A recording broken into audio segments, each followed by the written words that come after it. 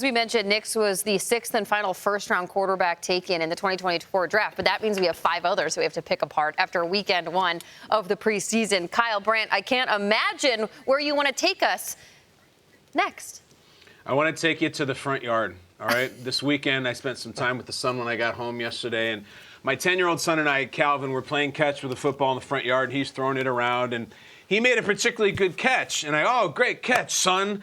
And he said, Dad, he still calls me Daddy, I love it. He says, what's the greatest throw ever in the NFL? Like, who made the greatest throw? So we brought him inside, got out the tablet, and we did some YouTubing. I educated the child. Safe. And I said, here are the greats. Here are the greats. Just go ahead and roll them. I said, son, you want to know the greatest throws ever in the NFL? The biggest, clutchest throws you've ever seen? Most impressive? 1981 NFC title game, son. That's Joe Montana. He's waiting over Too Tall Jones to Dwight Clark in the back of the end zone. Came known as the catch. Ooh. So, wow, that's impressive. How about this one? Super Bowl 43, Roethlisberger to Antonio Holmes. What a clutch throw. And then this one. And then here we go. Preseason 2024, son. That's Caleb Williams breaking the pocket, throwing a laser to Cole Kmet down the sideline. He goes, wow, those first 2 were okay, but the third one was fire, Dad. And you're right, son, it was. When I tell you I got like the goosebumps off my forearm and all parts of my body when Caleb Williams threw that pass. He threw several passes,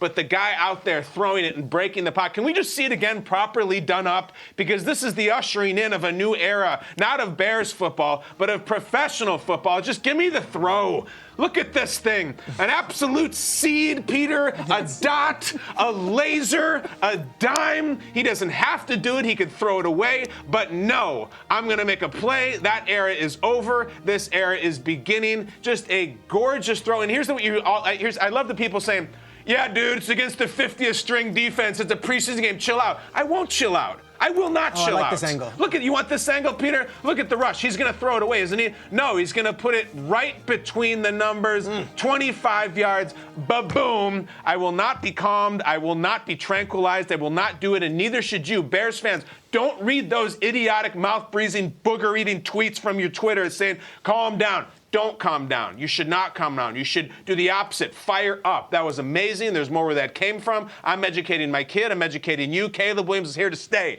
That's the one that I like. Peter, what do you have?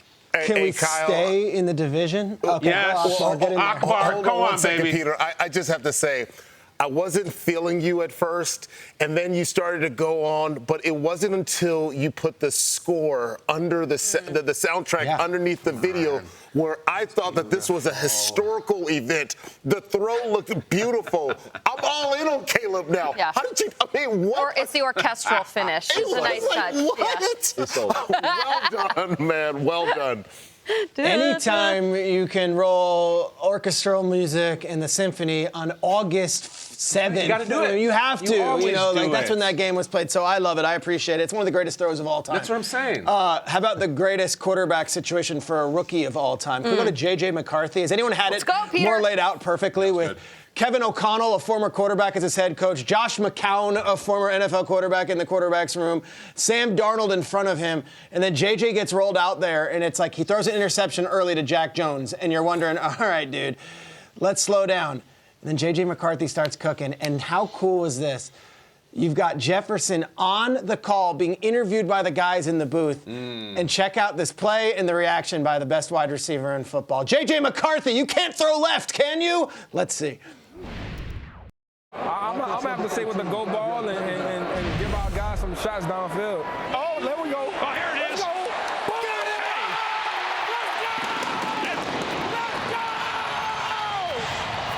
Let's go.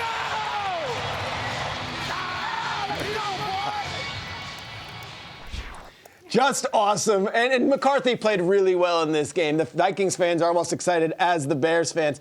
I will say this, that we've got David Carr there, who I think is such an awesome pro and had a rookie season where it's like you just got to take the beating and just kind of go. David, you have to just be envious of what this guy's walking into.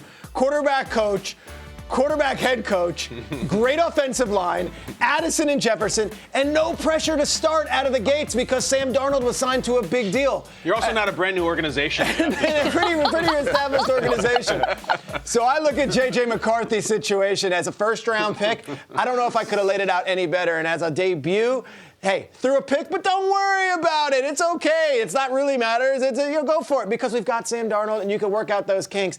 I love the fact that he got to bounce back after throwing the interception and to have Jefferson on the call as that happens. It's pretty cool. But even, Peter, even on that interception that he threw, I mean, it was still like he was in the pocket, standing there, making throws right after that. Like, he ripped a 20-yarder on the sideline, like, literally 2 plays later. I'm like, this kid has it. And then the other thing is, like you mentioned it, he's in a perfect scenario. Like, Sam Darnold can go in and play. He's got one of the top 5 play callers in the league right now calling plays for him. So he has all the components. Take your time, breathe, man. Just drink it all in, right? Don't get thrust in there like I had 2 weeks. Is it infuriating? Yeah, well, I mean, what's hard is like when you're a young kid, you don't know, right? So you have to have adults that can take care of you. And so for me, I was just thrust in because a lot of times these guys, when they go into camp, they have the best arm. Like, you're in shorts. Yeah, that guy looks the part. So everyone kind of wants to push you into the spotlight. But, man, you're not ready. No. You're not ready. So do as much as you can. Sit next to Sam Darnold. Drink it all in. Learn how to be a pro, then go out there and use that physical skill that we saw. And you know who else has a similar situation is Michael Penix Jr. And Michael Penix Jr. looked amazing during the preseason. And I think what I'm starting to notice with all of these quarterbacks is that they're coming in pro-ready, and I think it's because a lot of the coaches are coaching them up. Say, tell me what they did well in college, and let's start to roll that out in their pro game and then get them kind of elevated and move them up in the pro game. Michael Penix, I mean, I was just watching body language, and I'm like, why does he look so calm? First off, he scared me because he's left-handed, and I was like, oh, shoot.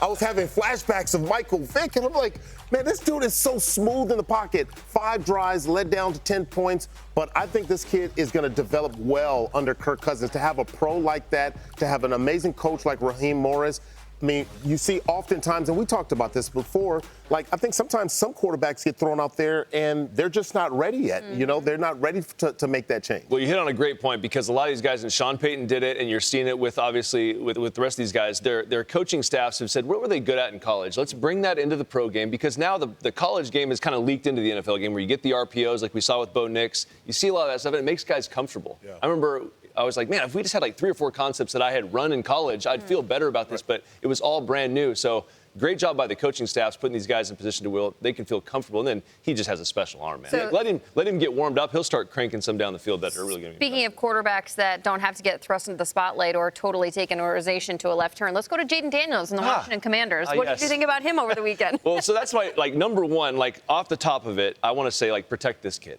Like, everybody else seems to be in a good position. But it's not just the physical, like not just the offensive line I'm talking about. I'm talking about Cliff Kingsbury. Like that offense lends itself to some holes, right? Even with Kyler Murray, who we saw in Arizona, with Cliff, they were tailor-made for each other, right? Well, Kyle's running all over the place. He's trying to make plays, and I think that's the key. Like, can they calm down the protections enough? Can you have answers to the test?